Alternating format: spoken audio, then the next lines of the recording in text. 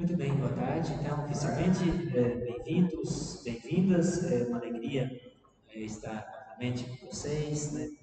Participar desses encontros é sempre uma oportunidade, né, para mim, para vocês, para a gente entrar em contato com a palavra de Deus, né? E especialmente estamos com o livro do Apocalipse, que espero, né, já a essa altura ter conseguido afugentar de vocês qualquer medo, né, pavor, deste livro, né? É um livro que causa espanto para muitos leitores, inclusive cristãos católicos, né, que têm um certo receio ou medo de ler o Apocalipse. É um livro, como a gente tem, né, comentado em outros momentos, um livro de esperança, e não uma esperança de uma expectativa rasa e sem fundamento, mas é uma esperança enraizada na promessa de Deus, na promessa que é comunicada em estilo profético, né? Recordem-se que no início do livro do Apocalipse, né, o evangelista,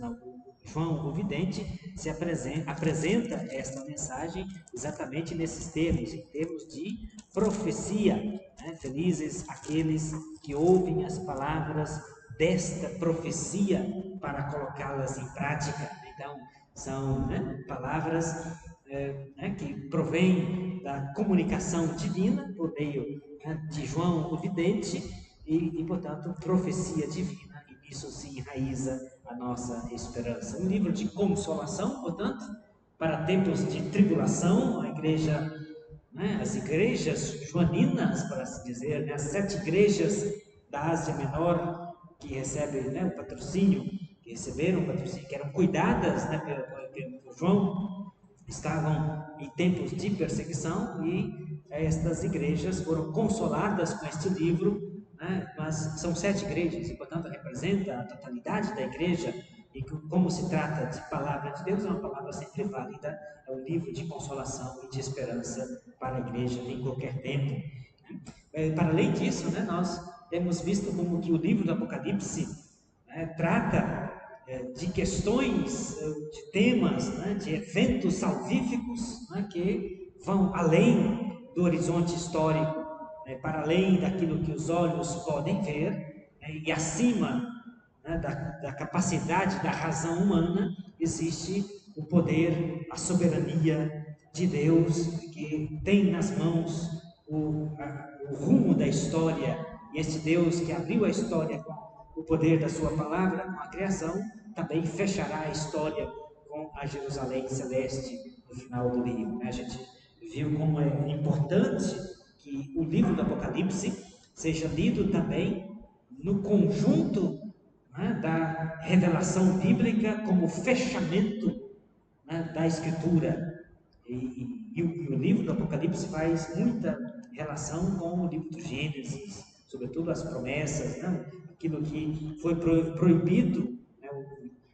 O acesso à árvore da vida, que foi proibido, né, no livro do Gênesis, é, né, de novo autorizado para aqueles que são fiéis a Jesus Cristo, como está nas promessas às 7 igrejas e como está no capítulo 21 do livro do Apocalipse. Né? Feliz aquele que lavou as suas vestes no sangue do Cordeiro para poder ter acesso à árvore da vida. Então, né, além de ter uma vinculação muito profunda com o livro do Gênesis, ao mesmo tempo é a conclusão da revelação bíblica, mostrando para onde, né, vai o ponto de chegada da história e da humanidade. E nesse sentido, né, o livro do Apocalipse, além de ser um livro, portanto, de revelação profética que consolou historicamente as igrejas unidas e que, né, também alimenta a esperança nas promessas de Deus durante a história, é um livro que também, né, mostra o ponto de chegada da humanidade e da história inteira. Então, com isso, a gente sabe, né, por revelação bíblica, de onde nós viemos e para onde vamos.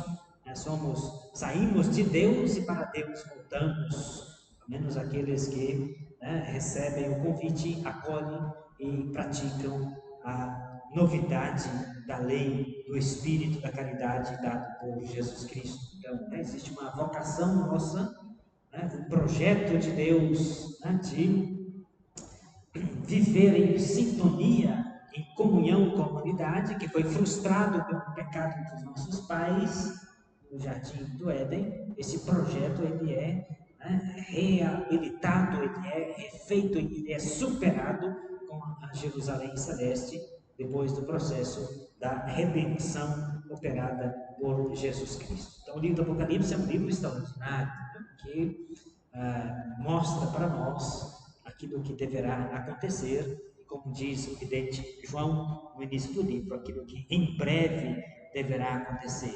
Essa expressão em breve significa, né, o em breve é o tempo entre a ressurreição de Jesus e a parousia final. Né?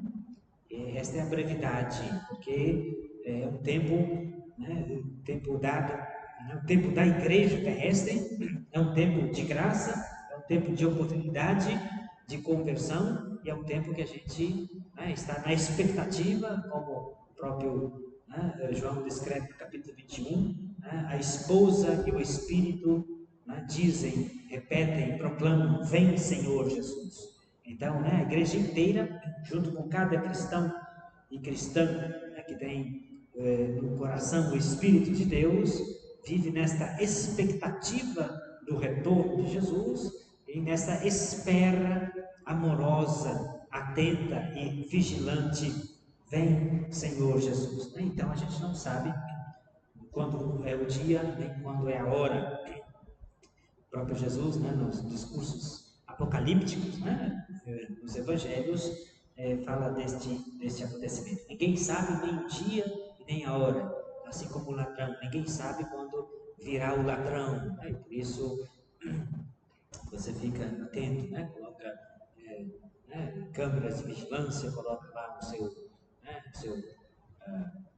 hotel de pulgas, né, seu totó, para poder morder o ladrão, etc. Fica preparado, porque ninguém sabe o dia e a hora. Então, o retorno de Jesus, né, é algo dado, algo certo, algo anunciado pelo próprio Jesus, né, e é a manifestação de Jesus que se dará com a restauração, né, da humanidade fiel a Cristo, portanto, com a constituição da Igreja Celeste.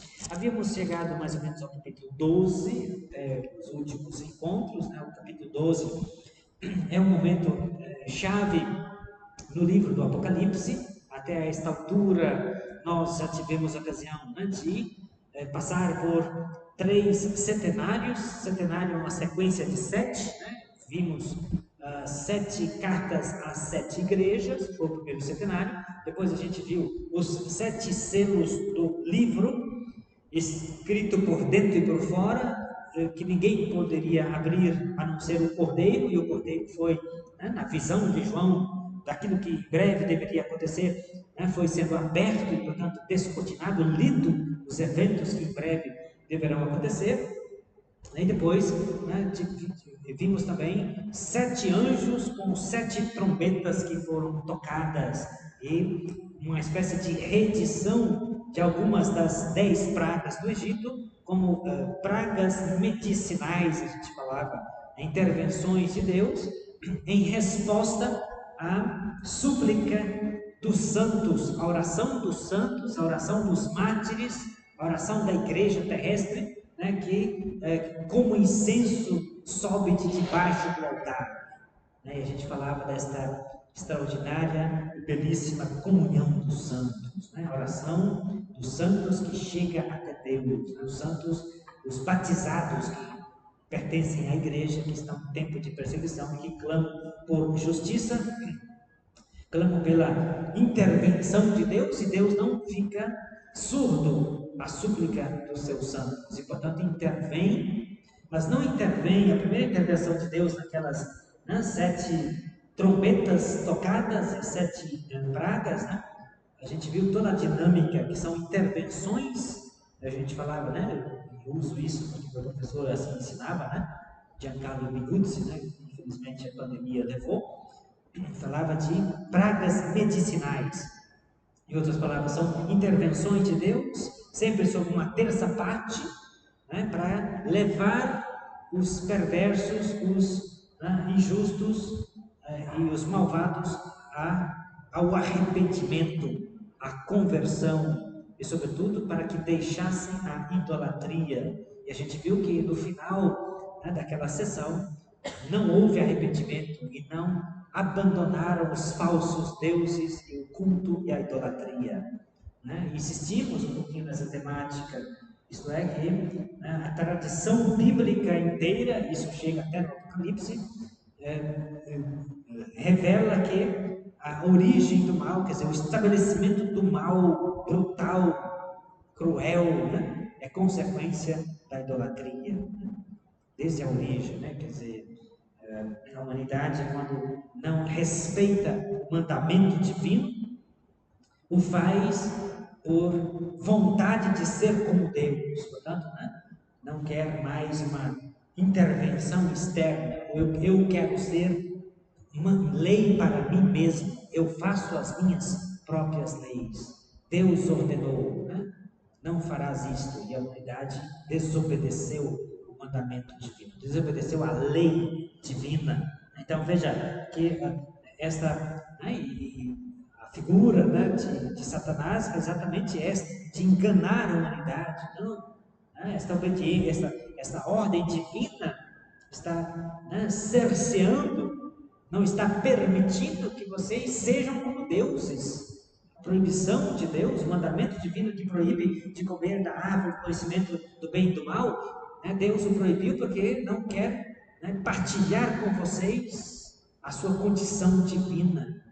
Então, né, a transgressão, né, da lei divina é motivada pelo desejo de se tornar como Deus, né? E, portanto, nasce aí, né, o afastamento de Deus, e, portanto, a humanidade é feita, né, para adorar a Deus, se exclui o verdadeiro Deus, vai adorar outra coisa, né? Especialmente a si mesmo, né? Carta aos Romanos de Paulo, né, tem uma belíssima reflexão no capítulo 1 sobre essa dinâmica da humanidade, né, os gentios aos quais, né, os quais não receberam uma revelação direta de Deus, tiveram a possibilidade de, pela razão, conhecer o verdadeiro Deus e a Ele prestar o culto autêntico, porque Deus, Criador, se manifesta a sua existência e o seu poder através das suas criaturas. Mas assim não o fazendo, né, construíram deuses com as próprias mãos e, por causa da idolatria, caíram nos piores vícios avassaladores, destruidores, inclusive da própria natureza humana. Então, né, a tradição bíblica, desde o Antigo e passando o Novo Testamento e chegando ao Apocalipse, né, deixa claro o perigo da idolatria. Idolatria é o culto prestado a qualquer outra coisa, né, ou pessoa, inclusive a si mesmo, que não seja ao verdadeiro Deus. Então veja, né, Deus interviu com as 7, né, pragas medicinais, com os 7 anjos que tocam 7 trombetas, exatamente para dar-lhes uma última possibilidade de arrependimento, né, de conversão, para que deixassem os falsos ídolos e reconhecessem o Deus verdadeiro. Deus sempre age dessa forma, né, dando a possibilidade da conversão e do arrependimento, inclusive, né, aos pecadores. Né? Mas isso, né, não surtiu efeito, como a gente viu, e depois, né, no capítulo 10 e capítulo 11, a gente viu, né, a reconfirmação da vocação de João o Vidente, né, uma vocação profética, um livro que ele, né, ele foi entregue nas mãos para que ele pudesse comer, e ele comeu, né, semelhante à vocação profética de Ezequiel, capítulo 3, né, na qual Ezequiel também, né, Deus lhe entrega um livro e lhe ordena de comer. Doce na boca como mel, mas amargo no estômago. Isso é a palavra de Deus, né, que é uma delícia. Mas depois, né, para colocar em prática, para digerir, para transformar isso em vida, né, requer um certo esforço. Né, a gente todos nós, né, a gente se delicia com o banquete da palavra de Deus. Quão, né, potente é a palavra de Deus quando a gente a escuta, né, porque ela de fato, né, toca as cordas profundas do nosso coração e a gente sente o coração arder, né, para usar as palavras dos discípulos de Emaús, né, quando Jesus explicava as Escrituras, né? Mas o desafio é depois, né, internalizar isto, é digerir isto, é no cotidiano da vida colocar tudo isso em prática. E João, né, tem o desafio de, né, proclamar, de anunciar às igrejas esta mensagem que virá na sequência, porque a partir de agora, depois desse terceiro centenário, centenário das sete anjos que tocam as sete trombetas, sete pragas, né, a mensagem que agora virá é muito mais dura. Quer dizer, Deus de fato agora vai, né, agir poderosamente, manifestando a sua justiça, né, contra a origem do mal no mundo. E por isso a gente, né, viu no início do capítulo 12 a constituição da idolatria, da besta, né? Constituição da idolatria da besta, na qual aparecem três figuras escabrosas. Primeiro aparece o dragão, no capítulo 12, e depois aparecerão duas bestas, né? No capítulo 12, no capítulo 13, duas bestas, né? Uma besta que sobe da terra, né? E outra besta que sobe do mar, né? E veremos o número da besta que sobe da terra, o número 666, né? Sempre esse número é bastante simbólico, né? Que pode ser interpretado de diversas formas. Então, no capítulo 12, né, o dragão é um grande sinal que aparece no céu. E aí a figura desta mulher vestida de sol, uma coroa de 12 estrelas, a lua debaixo dos pés, né? Então este é o primeiro grande sinal, né? E esta mulher está grávida, na iminência de dar à luz, e o dragão, aparece essa figura, o dragão que está pronto para devorar o baby, né, o bebê, assim que ele nascer. Então, esse é o primeiro grande sinal, né, que aparece no céu. Esta mulher, né, como a gente comentou um pouquinho no encontro precedente, tem dois significados, né, que se sobrepõem.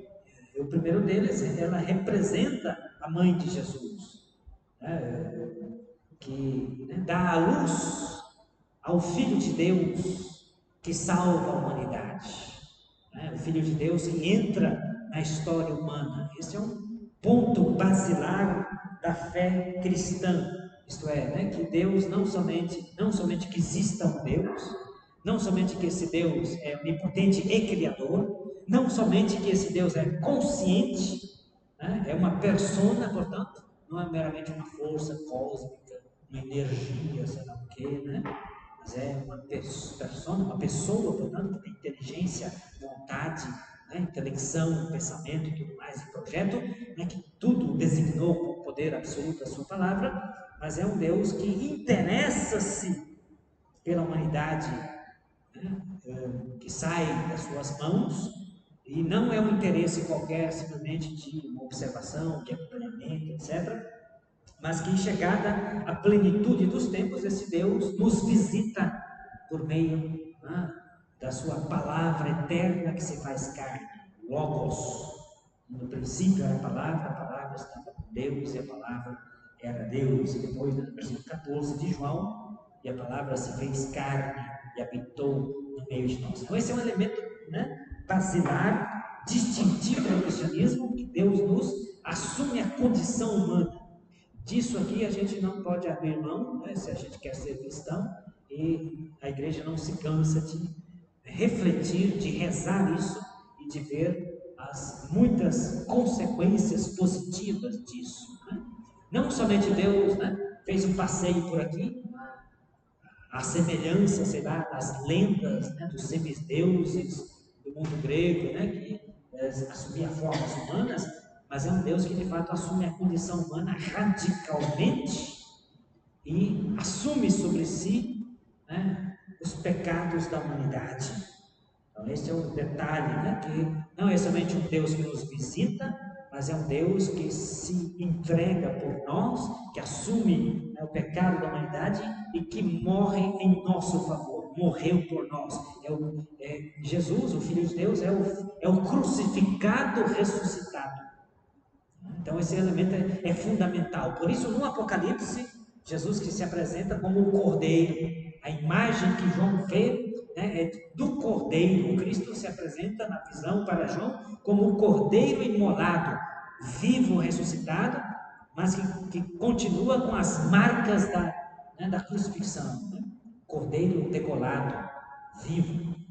Porque, né, os cordeiros, como a gente sabe, né, eram sacrificados durante a festa da Páscoa, né, se cortava o pescoço, né, para tirar todo o sangue, era o sacrifício da Páscoa, né, e a Páscoa era uma festa fundamental que recordava, né, desde da primeira Páscoa, né, que os hebreus celebraram no Egito, né, fazia recordação desta intervenção de Deus para libertar da escravidão egípcia. Né? Mas agora, com Jesus Cristo, na Páscoa definitiva do Cristo, ele, como cordeiro que foi imolado, nos libertou da escravidão fundamental, que é a escravidão do pecado. Então, o Cristo, né, que morreu em nosso favor. Então, veja, esta mulher que está prestes a dar a luz, né, a primeira interpretação, que os padres da igreja, inclusive, né, fundamentalmente vão, né, interpretar como a mãe de Jesus, que está prestes a dar a luz ao próprio Cristo, aquele que salvará a humanidade, e, portanto, né, está ali o dragão, né, esperando para devorar o bebê assim que nascesse. E aí está toda a descrição. Quem é esse dragão? O dragão é a antiga serpente, né? A antiga serpente, que, né, o grande dragão, a antiga serpente, chamado Diabo ou Satanás, sedutor de toda a terra habitada. A antiga serpente, aquela que desviou a humanidade no início, no jardim do Éden. Então, esta é a antiga serpente, né, que deverá ser pisada, né, terá sua cabeça pisada. Gênesis capítulo 3, versículo 15, 16, né, quando Deus, né, chama ali Adão e Eva para poder, né, acertar as contas da transgressão do mandamento dado. Adão, por que fizeste isso? A mulher que tu me deste, né, me deu, né, o fruto e eu comi. A mulher, por que fizeste isso? Serpente, né, etc. E finalmente Deus então, né, vai, como justo juiz, né, que faz o interrogatório, né, ver onde que estão as coisas. Deus vai lançar a sua primeira maldição, né? E não lançará maldição sobre o homem e a mulher, lançará maldição sobre a serpente. Terá consequência da transgressão do mandamento divino, é que, né, a mulher, terá, né, multiplicada a fadiga, né, para dar à luz. Portanto, a participação da humanidade, né, na continuação da vida será com fadiga. Usa ali seu termo hebraico, itzavon, a fadiga. Você terá fadiga, né, para dar a vida. E para o homem, Deus diz também: você terá itzavon, a mesma coisa, a mesma pena. Fadiga, né, para tirar do solo o sustento para a sua vida. Mas para a serpente, maldita és tu entre todos os animais, rastejarás, comerás do pó, né, da terra, né, colocarei inimizade entre a tua descendência e a descendência da mulher, né, e a descendência dela te pisará a cabeça, a semente dela te pisará a cabeça. Então, a semente, né, ou ela te pisará a cabeça. E aí a gente tem duas vertentes, tá? Texto hebraico e texto grego, né, do Antigo Testamento. o texto hebraico, né? A semente dela te pisará a cabeça, portanto, Cristo que pisará a cabeça da serpente, ou ela te pisará a cabeça, portanto, a mulher, né, pisará, uma mulher pisará a cabeça. Daí que algumas imagens, né? Se você procura na internet, né? Imagens de Nossa Senhora baseadas no capítulo 12 do Apocalipse, né? E algumas imagens de Nossa Senhora também, ela está com a coroa, né? A lua debaixo dos pés, e debaixo dos pés de Nossa Senhora, com muita frequência, tem uma cobra, né? Uma cobra que, né? Nossa Senhora pisando, né? No pescocinho da serpente, ou pescoção, não sei, né? Não sabe, né? Começa até no pescoço da cobra, né? Pisado no pescoço, né? E a cobra está lá, com a boca aberta, com a língua para fora. Então, baseado nesse texto aqui, porque os padres da igreja assim interpretaram que, né, inicialmente seria a imagem, seria, né, uma representação de Nossa Senhora que pisa a cabeça, finalmente, né, aquele chamado proto-evangelho, depois da queda do paraíso, é o primeiro anúncio, por isso chamado de proto-evangelho, né, a primeira boa notícia depois da tragédia do pecado original, né? Isto é, de que outra mulher venceria, né, a serpente. Então essa serpente, né, o dragão, a antiga serpente, o diabo, o Satanás, ele tem todo o nome de coisa ruim, né? Fedido, fetegoso, diabo, né? De todo o nomeado que o pessoal vai apelidando, né? A criatura ruim. Então está aí, né, querendo devorar a criança, mas a criança, né, é levada para junto de Deus. E os padres da igreja interpretam isso como a referência, né, à encarnação do Filho de Deus, que vem para redimir a humanidade, né, cumpre a sua missão de redenção pela sua paixão, morte e ressurreição, e a ressurreição é exatamente o retorno de Cristo para junto de Deus. Os padres da igreja leem nesta perspectiva aqui, e a mulher é levada ao deserto para ser protegida, né, das insídias do grande dragão, a antiga serpente, o diabo, Satanás, etc. Né? Uma segunda interpretação, né, é que esta mulher representa a igreja, né, e, como eu mencionei para vocês, existe uma sobreposição de significados entre a mãe de Jesus e a igreja, sobretudo depois daquilo que, né, Jesus comunica à sua mãe aos pés da cruz e ao discípulo amado, Evangelho de João, capítulo 19.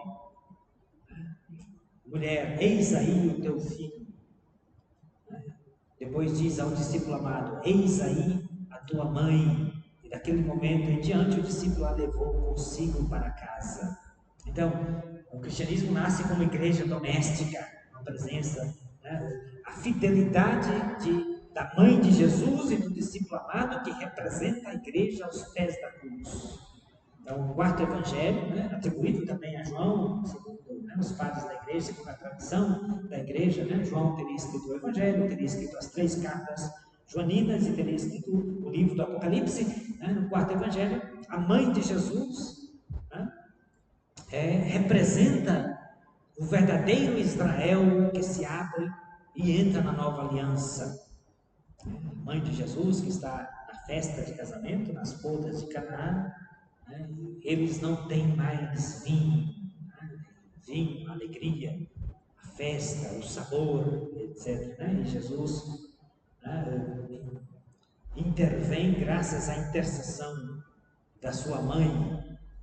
E ordena que se enche as 6 talhas de pedra de água que eram usadas para a purificação dos judeus. Então, toda a antiga aliança baseada em rituais de purificação, que perdeu o seu significado, estão vazias essas talhas de água, né? Mas agora são enchidas, mas Jesus não vem simplesmente para restaurar a antiga aliança, mas a transforma radicalmente, né? Assim como esta radical mudança da água para o vinho. Não é um vinho qualquer, é o melhor vinho, né? Vinho da alegria. Jesus manifestou a sua glória e seus discípulos creram nele. Então veja, o texto também, né, diz respeito à igreja, e de fato, né, Na sequência, o dragão, né, a antiga serpente, o diabo, Satanás, não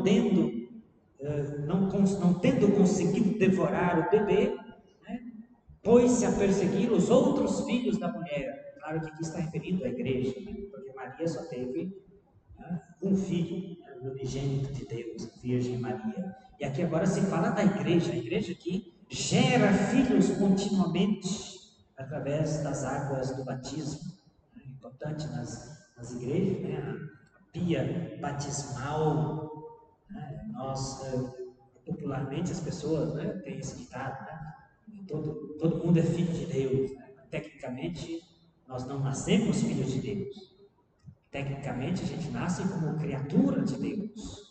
A gente se torna filho de Deus participando, né, da filiação única e exclusiva de Deus com o seu unigênito. E essa participação se dá especificamente, como diz Paulo na carta aos Romanos, capítulo 6, por meio do batismo. Né? No batismo nós morremos com Cristo, fomos sepultados com Cristo, para com Ele sermos ressuscitados. Isso de tradição paulina, mas para ficar com a tradição joanina, a conversa, o diálogo de Jesus com Nicodemos vai nessa mesma perspectiva, né? Se alguém não nascer de novo, né? Nascer do alto, da água e do Espírito, não pode entrar no reino dos céus. Então é preciso um novo nascimento.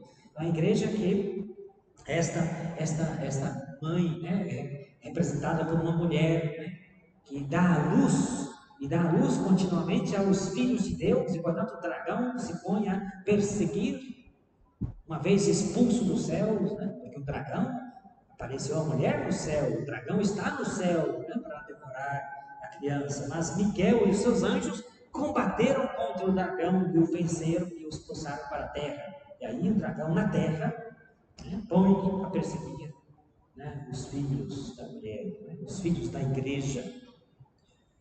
Existe toda uma tradição bíblica, tá, do Novo Testamento, não só João, não só Paulo, mas também as cartas católicas, né, as cartas deuteropaulinas, insistem muito nesse aspecto do combate espiritual. Tá? A vida cristã, né, não é simplesmente, né, a gente tem insistido sobre isso, não é se filiar a uma igreja como se fosse uma espécie de ONG, né, mas é um caminho espiritual de crescimento, de vencer o mal, né, não somente as nossas tendências para o mal, mas vencer as insídias do maligno.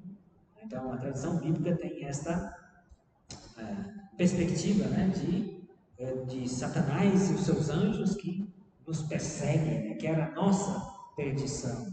Claro que o livro do Apocalipse é, né, a espuma, né, a quinta essência, né, aquilo que é o resultado final de um movimento apocalíptico, né, que deu fruto a muitos livros, embora esses livros não são palavra de Deus, mas que, né, chegaram no livro do Apocalipse, e textos apocalípticos que descrevem, né, a queda de Satanás, ou a expulsão de Satanás dos céus, né, como, né, Lúcifer, é chamado de Lúcifer, né, o profeta Isaías, capítulo 14, né, fala de Lúcifer, lux, ferro, é portador da luz, né, era um dos ministros de Deus, né, na hierarquia dos anjos, né, Lúcifer era, né, um dos grandes, da mais alta hierarquia divina, que se rebelou contra Deus, e segundo os textos apocalípticos, né, leva consigo 1/3 dos anjos que se rebelaram contra Deus, né, e aqui, no livro do Apocalipse, capítulo 12, fala desse combate, Miguel, né, que combate contra esse, né, dragão e os seus anjos, e o vence e o expulsa para a terra. Então veja, né, a vida dos discípulos de Jesus é um combate espiritual, né, para vencer as insídias do maligno, né, na nossa vida, que já é marcada pela concupiscência, porque herdamos uma deficiência de graça, né, a partir dos nossos antepassados, né, mas somos sanados pela redenção de Cristo quando somos regenerados pelas águas do batismo e recebemos o dom do Espírito. Né? Mas Deus quer que nós cresçamos na participação e na vida da graça, e por isso permite que reste em nós a concupiscência, para que nós nos esforcemos no exercício da liberdade, debaixo do influxo da graça, para vencer o mal e praticar o bem. Vencer o mal e praticar o bem. Então, esse esforço é sempre continuado.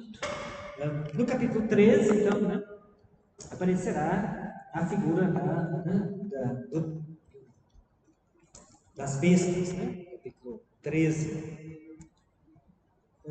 No finalzinho do capítulo 12, então, o dragão pôs-se a perseguir a mulher que dera a luz, etc., os filhos da mulher, enfurecido, última parte do versículo 12, enfurecido, versículo 17, por causa da mulher, o dragão foi então guerrear contra o resto dos seus descendentes, os que observam os mandamentos de Deus e mantêm o testemunho de Jesus, a martiria de Jesus.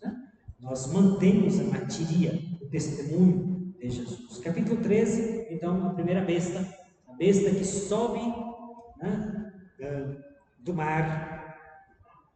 Coloquei-me sobre a praia do mar, vi uma besta que subia do mar, tinha 10 chifres e 7 cabeças, e as descrições são sempre essas, do livro do Apocalipse, que são construção imagética, de sobreposição de imagens. A gente fica sem saber, bom, se são 10 chifres e são só 7 cabeças, quer dizer que alguma cabeça tem mais de um chifre, então a gente já começa a imaginar. Sobre os chifres havia 10 diademas, e sobre as cabeças um nome blasfemo. A besta que eu vi parecia uma pantera. Então, besta, animal esquisito, 10 chifres, 7 cabeças, aspecto de pantera. Seus pés, contudo, eram como de um urso, e a boca como a mandíbula de um leão. Coisa esquisita, coisa descomunal. E o dragão lhe entregou o seu poder, seu trono e sua grande autoridade. Então, o dragão, que é a constituição, como eu falei, dos capítulos 12 a 14, apresentam, do Apocalipse, apresentam a constituição da idolatria da besta. Primeiro o dragão, capítulo 12, depois a besta que sobe do mar, capítulo 13, versículo 1 a 10, e recebe a autoridade, recebe o poder do dragão, do diabo, do Satanás, a antiga serpente. Então, veja, transferência de autoridade. Uma de suas cabeças parecia mortalmente ferida, mas a ferida foi curada. É interessante isso, que a gente tem a constituição da idolatria da besta, a gente tem uma tríade de bestas, Quer dizer, a primeira é o dragão, a segunda é a besta do mar, e a terceira é a besta da terra. É uma espécie de caricatura da Santíssima Trindade. O Pai, o Filho e o Espírito Santo. Veja aqui, assim como Deus, o Pai, constituiu Cristo, constituiu o seu Filho Jesus como Kyrios, lhe entregando todo o poder e autoridade. Da mesma forma, o dragão entregou o seu poder e seu trono, e uma grande autoridade para a besta que sobe do mar. E é interessante que as cabeças aí, uma de suas cabeças foi mortalmente ferida. Jesus, que foi mortalmente ferido, mas depois ressuscitou. Então, uma das cabeças da besta foi mortalmente ferida, mas a ferida mortal foi curada. Cheia de admiração, a terra inteira seguiu a besta e adorou o dragão por ter entregue a autoridade à besta. Então começa a idolatria, porque mortalmente ferida, ela sarou, recuperou a saúde, voltou à vida, uma espécie de tentativa de imitação da morte e ressurreição de Cristo. E a humanidade que segue atrás, e adorou a besta, dizendo: quem é comparável à besta? Quem pode lutar contra ela? Versículo 5, no capítulo 13, Foi-lhe dada uma boca para proferir palavras insolentes e blasfêmias, e também poder para agir durante 42 meses. A gente falava deste número, né? 42 vezes significa, né?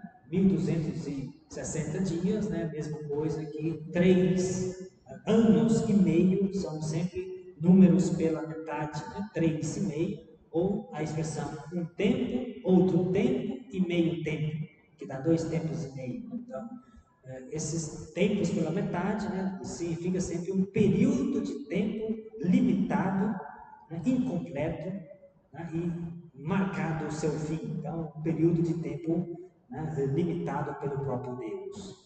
Então, quem é comparável à besta? A idolatria da besta que se constitui, né? E ela abriu a boca, versículo 6, e em sua boca blasfêmias contra Deus, blasfemando contra seu nome, sua tenda e os que habitam no céu. Então, blasfêmia contra a igreja celeste, contra Deus e aqueles que habitam no céu. Deram-lhe permissão para guerrear contra os santos e vencê-los, e foi-lhe dada autoridade sobre toda tribo, povo, língua e nação. Adoraram-na então todos os habitantes da terra, cujo nome não está escrito desde a fundação do mundo no livro da vida do Cordeiro imolado.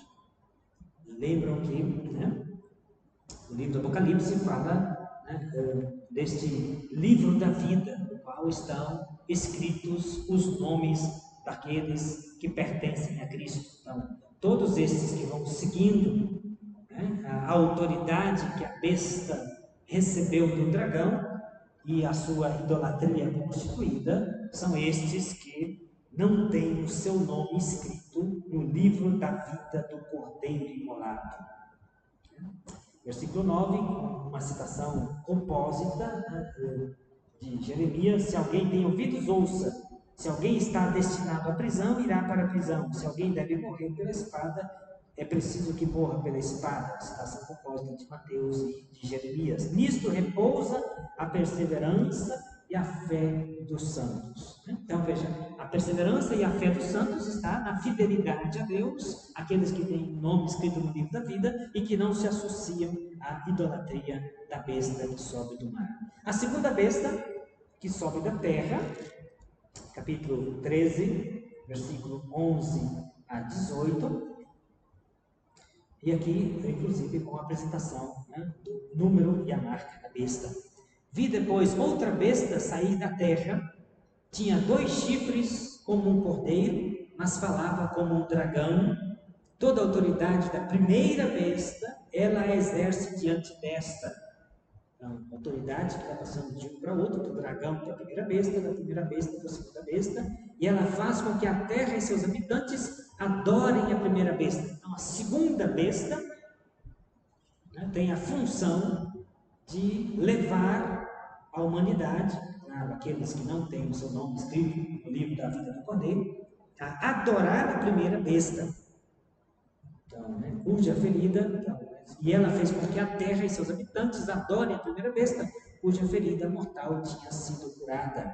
Ela opera grandes maravilhas. Então, uma espécie de falso profeta que leva, né, a humanidade a adorar a primeira besta, até mesmo a de fazer descer fogo do céu sobre a terra à vista dos homens. Então, faz milagres, faz maravilhas, né? Então, isso não é incomum, né, na tradição bíblica, né? O próprio Jesus, no Evangelho de Mateus, fala disso, né? Nem todo aquele que diz Senhor, Senhor, entrará no reino dos céus, mas todo aquele que faz a vontade de meu Pai que está nos céus, né? Jesus diz isso no Evangelho de Mateus, capítulo 6, né? Início do capítulo 7, e completa, né? Mas alguns dirão: Senhor, foi em teu nome que expulsamos demônios, foi em teu nome que fizemos maravilhas, milagres, né? E Jesus dirá, né, não vos conheço, apartai-vos de mim, vós operadores de iniquidade.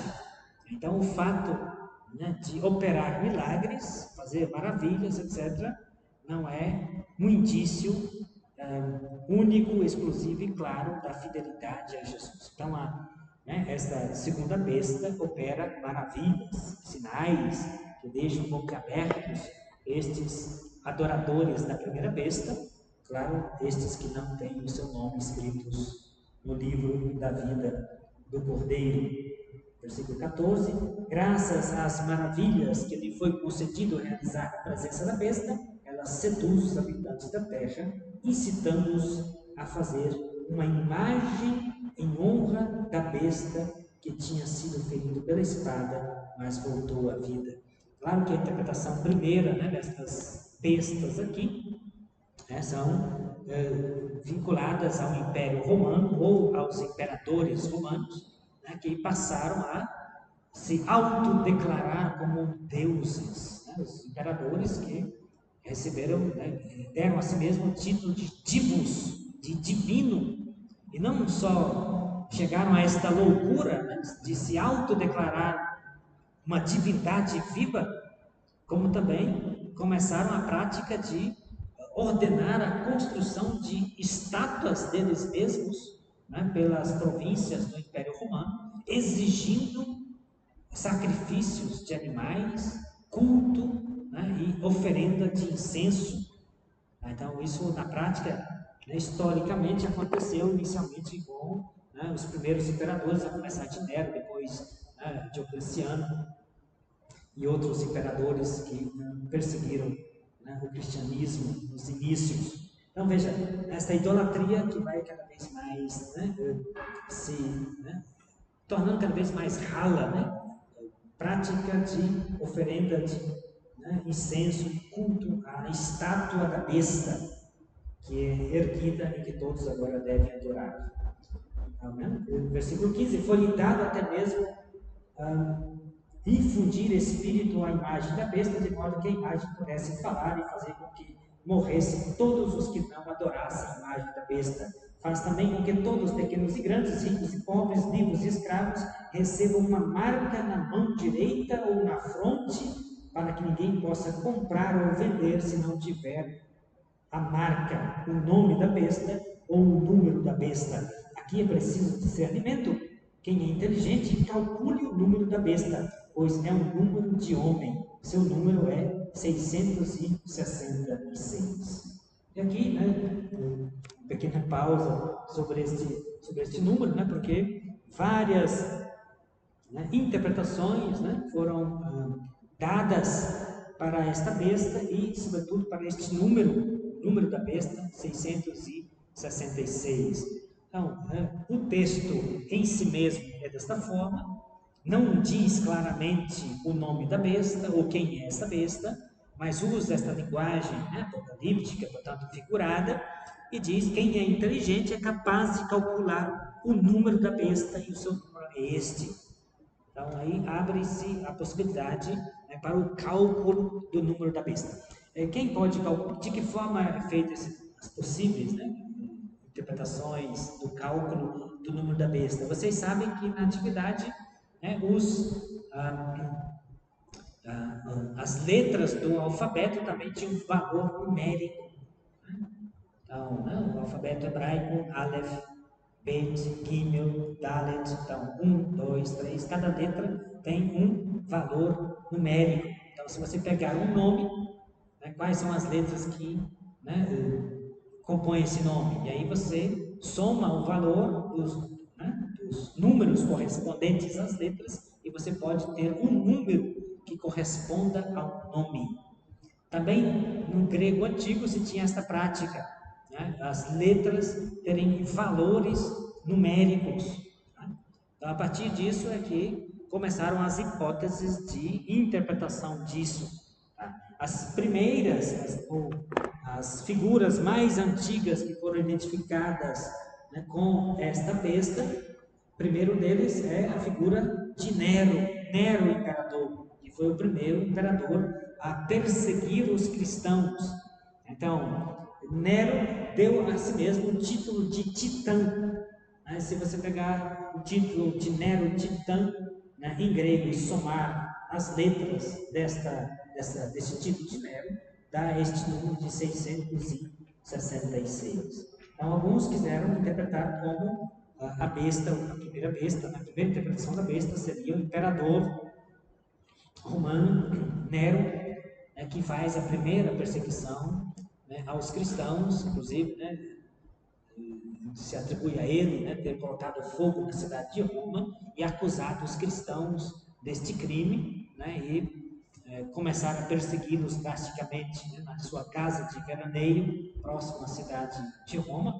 Né, ele ficou estacas de um lado e de outro, né, e colocou cristãos amarrados, né, depois enfaixou com faixas, colocou betume e tacava fogo, né, para iluminar uma parte da Via Ápia, para poder fazer festas na sua casa. Então os convidados, né, iam para a festa de Nero, sendo a rua, né, a estrada iluminada, né, com fogueiras, com cristãos queimando. Então essa perseguição de Nero, né, aos cristãos, e a primeira identificação foi feita com a figura de Nero. Também a expressão em hebraico, né, se a gente usa a expressão em hebraico Nero, imperador, em hebraico, somando as letras, dá também o número 666. Tá? Houve também outras tentativas de identificação, né, pelos pesquisadores, né, de quem poderia ser identificado com esta besta. Uma outra é a figura do procurador da Judéia, que foi procurador do ano 64 a 66, do período, né, que começa basicamente, né, a Guerra Judaica, no ano 66, o chamado Gessius Florus. Gessius Florus foi um procurador, portanto, né, um procurador romano na Judéia. E se a gente pega, né, este Florus, no seu nome grego, Euantas, somando isso também dá 666. Outra tentativa de explicação. Um dos padres da igreja, padre da igreja, né, chamado Irineu, né, Santo Irineu, escreveu uma obra contra as heresias chamada Adversus Heresis. Né, e aí ele identifica, né, a besta com o próprio Império Romano, tá? O Império Latino, portanto, né? O Império Romano que fala latim, não só com Roma, mas toda esta difusão do Império Romano no Antigo Oriente. E se você soma as letras da expressão Lateinos, que significa Império Latino, dá também 666. Tá? Então, as primeiras interpretações, né, as mais antigas, vão vinculando-se quase sempre ou ao Império Romano, ou aos imperadores, né, ou a figuras vinculadas ao Império Romano que perseguem o cristianismo. Então, perseguição ao cristianismo, e uma perseguição exatamente para obrigar os discípulos de Jesus a adorar estátuas do imperador. Então, começa por aí essas interpretações.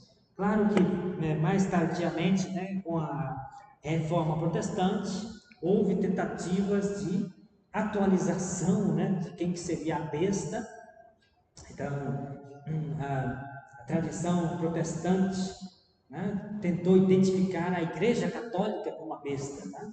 Então, os protestantes entraram nesta interpretação, né, somando as letras latinas de Italica Ecclesia, Igreja Latina, daria 666, como também a expressão Dux Cleri, né, o rei, o príncipe do clero, daria 666. Então, os protestantes, na leitura do Apocalipse, tentaram identificar, grosso modo, né, a besta do Apocalipse, ou com a Igreja Católica ou com o Papa. E daí aparecem, né, as mais mirabolantes hipóteses, né, coisas esquisitas, do tipo que o Papa, né, teria na sua mitra o número 666 escrito, que não sei o que, etc. Não tem nada disso. Né? O Papa não tem a mitra do Papa. Inclusive, os papas mais recentes, né, Papa Francisco, tinha as mitras mais simples, né, simples como qualquer bispo, né? O Papa Francisco sempre se apresentava como bispo de Roma. Então, os papas, né, identificaram um papa qualquer com a besta do Apocalipse. Eu acho que não se enquadra com nada do Apocalipse, né? Quer dizer, a perseguição aos cristãos, a idolatria, etc. Né? interpretação protestante não foi para frente, né? É claro que alguns católicos mais assim, né, fervorosos tentaram, né, retalhar dizendo que foram os protestantes que são a besta, né? Então, né, se você pegar, né, transliterar a expressão rebelião luterana, né, e somar o valor dessas letras, também dá 666. Tá? Então, alguns católicos mais fervorosos, né, que, né, não seguiram muito o conselho de Jesus, né, se alguém te bate na face direita, oferece a esquerda. Então, alguns mais fervorosos, né, tentaram rebater, né, dizendo que também, né, os protestantes se enquadram no nome da besta, etc. Bom, para resumir, né, toda essa discussão, né, de besta e número de besta, o que a gente tem? Nos capítulos 12, 12 e 13, né? Temos três figuras esquisitas, né? Um dragão, que é claramente identificado com a antiga serpente, Satanás, o diabo, etc. Então aqui o próprio texto já, né, nos dá essa explicação. E depois temos duas bestas, uma que sobe primeiro do mar, né, a quem, né, é transferida toda a autoridade de Satanás, por exemplo, para o governo do mundo. Então veja aqui, não é que Satanás, né, bota uma coroa na cabeça e se assenta no trono para julgar, né, para governar. Né? Ele usa, né, né, de outro instrumento. Satanás usa a sua influência, né, e transfere a sua autoridade para que outro faça o seu papel. Né? Então, né, e essa transferência de autoridade, de poder, né, do dragão para a primeira serpente, né, que sobe do mar, né, E aí essa serpente, né, perdão, essa besta, né, de 7 cabeças, 10 chifres, né, e que uma cabeça ferida volta à vida, etc. Né, repetindo, né, quase que tentando imitar aquilo que foi o percurso de Jesus. Né, então, e que, né, constitui uma idolatria. E essa idolatria é exigida pela segunda besta que sobe da terra. Então é uma espécie de imitação da Santíssima Trindade, né? Porque de fato, né, Deus Pai Onipotente conferiu toda a sua autoridade e poder ao seu Cristo, né? O seu Cristo que morreu por nós e nos redimiu, nos salvou, nos resgatou, e Ele, né, de junto de Deus, nos envia o Espírito Santo, e é o Espírito Santo em nós que nos leva a reconhecer a Jesus como Cristo e adorá-lo como Senhor. Como diz Paulo, né, na primeira carta aos Coríntios, capítulo 12, né, versículo 3 e 4, ninguém pode dizer que Jesus Cristo é Senhor se o Espírito não disser isso. No Espírito, somente é o Espírito de Deus em nós que atesta no nosso interior que Jesus é Kyrios, que Jesus é nosso Senhor. Né? E ao mesmo tempo, né, esse mesmo Espírito em nós, como diz São Paulo também na carta aos Romanos, é que nos leva a reconhecer a Deus como Pai. Não sabemos o que pedir, nem como convém, mas o Espírito vem em socorro da nossa fraqueza, para proclamarmos Abba, o Pai. Ninguém reconhece a Deus como Pai e ninguém reconhece a Jesus como Kyrios, como Senhor, senão pela força do Espírito que habita em nós. Né? Então, como dizia meu antigo professor, tristemente falecido alguns poucos anos atrás, né, é uma caricatura da Santíssima Trindade. Em outras palavras, né, é uma tentativa de rejeição do verdadeiro Deus, uno e trino, que nos traz a salvação, em vista de um domínio histórico e humano. Esse domínio histórico e humano que oprime aqueles que são os verdadeiros discípulos de Jesus, oprime porque os discípulos de Jesus causam desconforto, né? E esse desconforto, né, tem a sua raiz exatamente no esforço de Satanás de arrastar para si, para a perdição, os filhos da igreja. Então, né? A idolatria do mundo tem por trás o dragão, né? Por trás tem o dragão que constitui, que transfere a sua autoridade para a besta, né? O que é curioso, né? Também as mais diversas teorias, né? Com relação ao número da besta, que, né, ninguém pode, né, fazer nada se não tiver o número da besta, né? Quer dizer, aí o pessoal começou a identificar o número da besta primeiro como CPF, né? Todo mundo tem um número, então é o CPF. Se você não tiver um CPF, você não compra, não vende nada, né? Depois passou para código de barra, né? Não sei o que, os produtos têm tudo código de barra, então é o número da besta. Depois, né, se passou, agora está passando, né, para o chip, né? O nosso ilustre nada, né? Não sei se é ilustre para vocês, né? Elon Musk, né, criou aí um chip subcutâneo, né, para você colocar debaixo da pele, né, para você não precisar, né, ter aí, né, uma espécie de uma inteligência artificial, né, que se associa contigo, etc. Então, né, as mais diversas teorias, né, que você não compra nem vem, ou dinheiro, né, dinheiro, né, que sem dinheiro você não compra nada, né, ou sei lá, os cartões, né? Cartão de crédito, de débito, sei lá. Então tem as mais diversas teorias para identificar o número da besta de cá e de lá. São tentativas, eu acho, né, um pouco superficiais, né?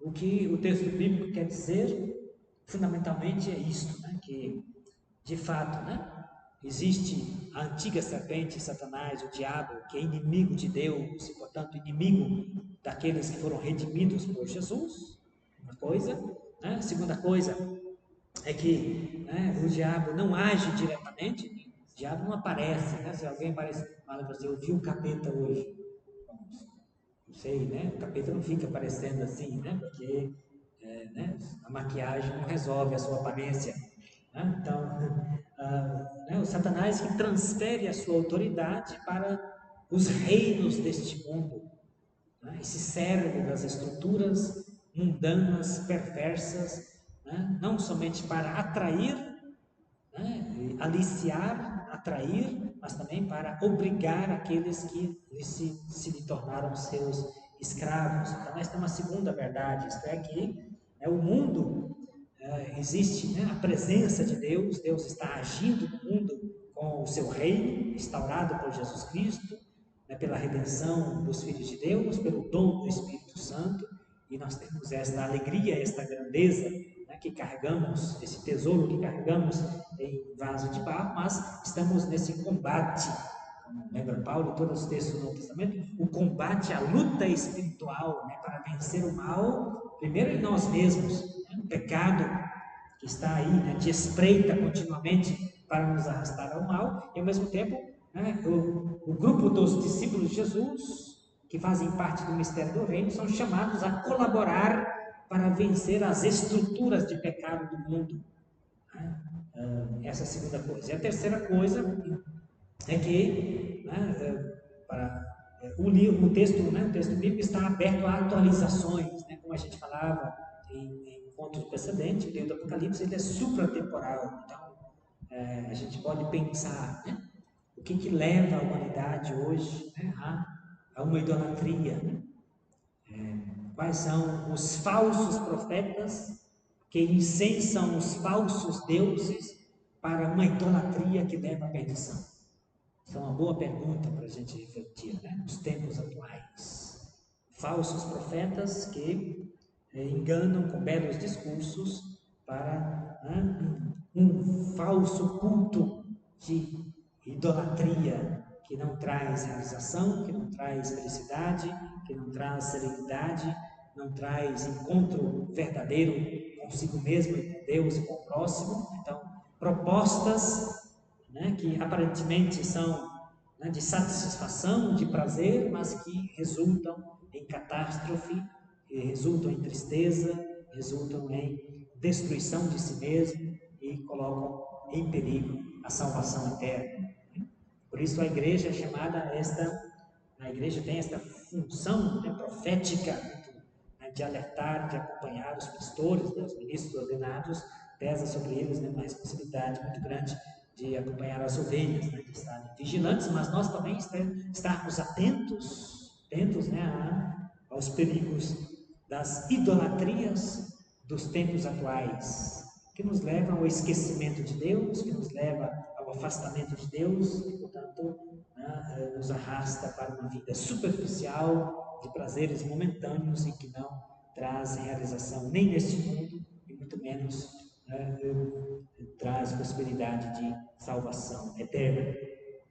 Então isso para concluir um pouquinho sobre estas duas bestas junto, né, com o dragão, no capítulo 12 e 13. No capítulo 14, né, os resgatados do cordeiro. Então aqui, né, tive depois esta visão, uma nova visão, um cordeiro, eis que o cordeiro, sempre o cordeiro, né, que representa a Jesus, estava de pé sobre o Monte Sião.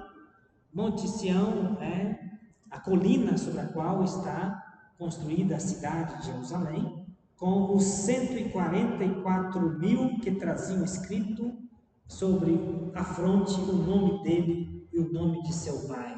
Então, aqui, de um lado você tem aqueles que têm, né, o número da besta, e de outro lado tem aqueles, né, salvos pelo Cordeiro e que tem o nome do Cordeiro e o nome de Deus escrito na fronte.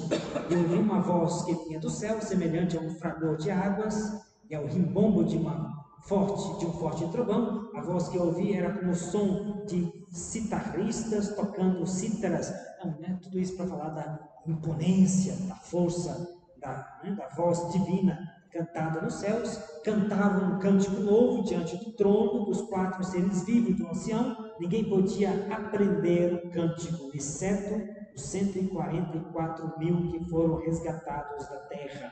Então, esse cântico novo, né, que é cantado nos céus, né, estes são os que não se contaminaram, né, com mulheres que são virgens.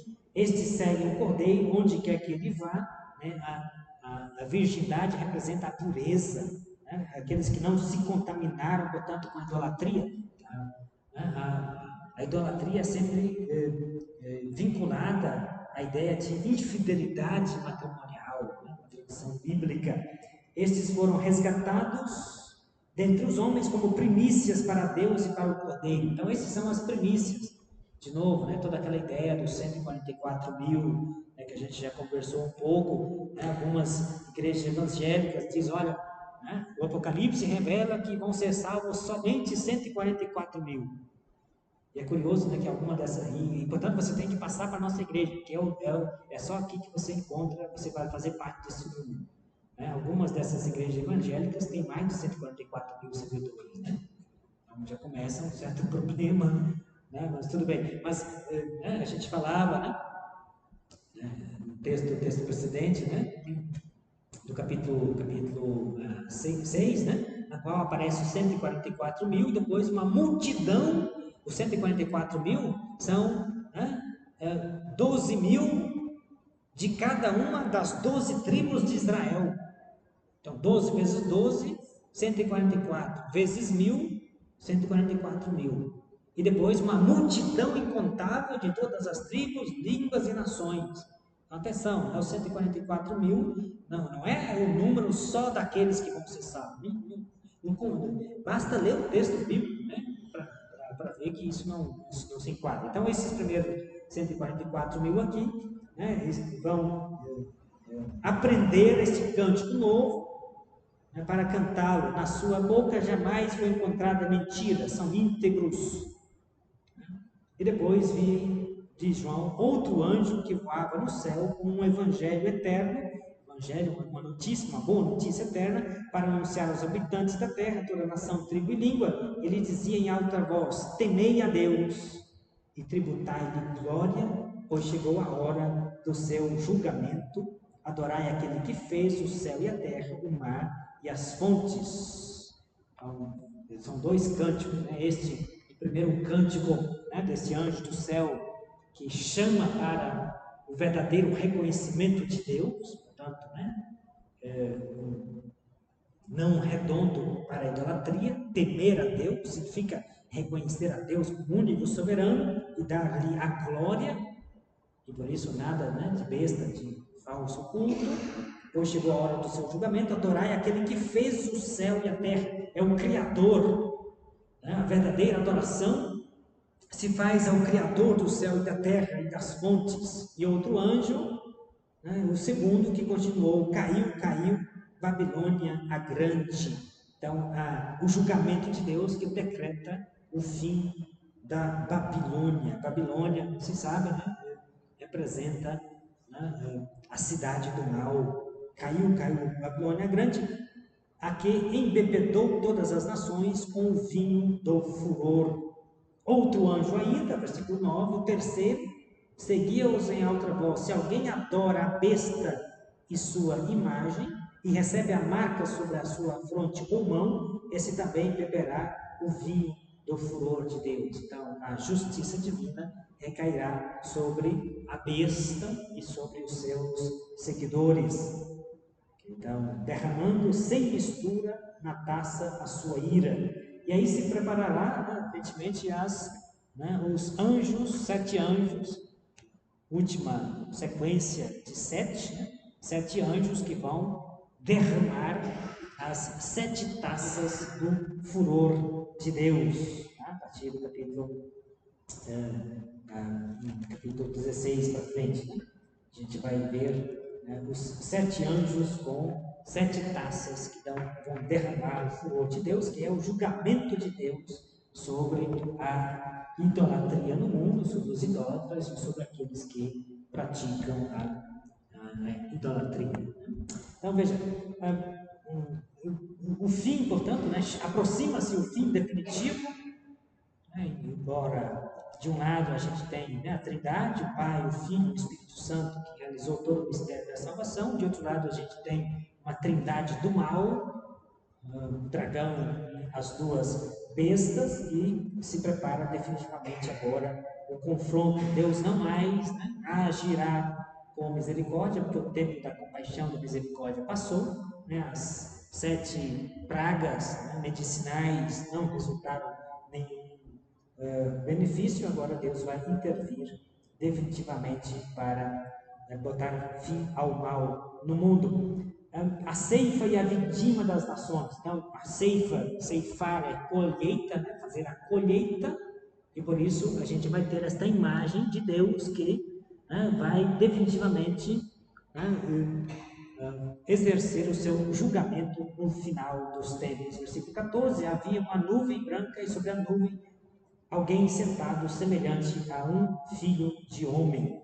A ideia de filho de homem, né, é aquela expressão usada pelo próprio Jesus para se auto-apresentar, né, para que saibais que o filho do homem tem poder na terra. Jesus se referia a si mesmo como filho do homem. E este filho do homem que virá no final dos tempos, portanto a parousia, é este aqui o momento definitivo, a ceifa, a colheita final, é o momento da parousia. E por isso, outro anjo que sai do templo gritando em alta voz: lançai a foice e ceifa, a colheita, portanto, chegou a hora da ceifa, pois a seara da terra está madura. Então a gente aqui com o Apocalipse já chegamos né, mais ou menos do fim dos tempos. E aí, no capítulo 15, a gente vai ter o cântico de Moisés e do Cordeiro. Vocês sabem que o cântico, uma reedição do cântico de Moisés, né? Moisés cantou o cântico da vitória em Êxodo capítulo 15, depois da saída do Egito e da perseguição do exército do faraó, né? Um momento crítico, que de um lado estava o mar, do outro lado estava o exército do faraó, não havia nenhuma esperança humana de salvação, e Deus salvou o seu povo por meio, né, fazendo-o passar até enxuto por meio do mar vermelho. Então Moisés, após este milagre da travessia do mar vermelho, faz um cântico reconhecendo a soberania de Deus e a qualidade de Deus enquanto um Deus, Senhor dos exércitos, um Deus potente, um Deus guerreiro que combate a favor dos seus. É esta a linguagem usada pelo Apocalipse, né? A linguagem do combate, combate espiritual, né?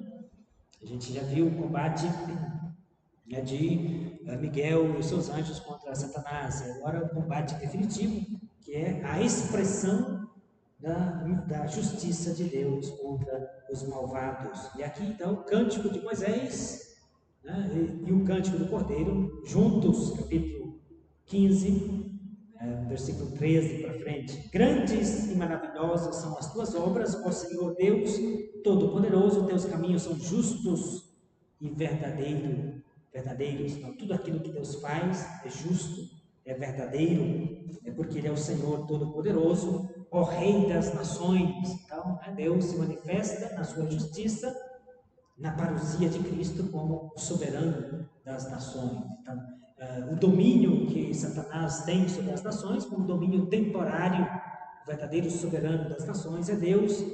Quem não temeria ao Senhor e não glorificaria o teu nome? Sim, só tu és o santo. Deus é santo, e somente a Ele se deve, portanto, adorar. Todas as nações virão prostrar-se diante de ti, pois tuas justas decisões se tornaram manifestas.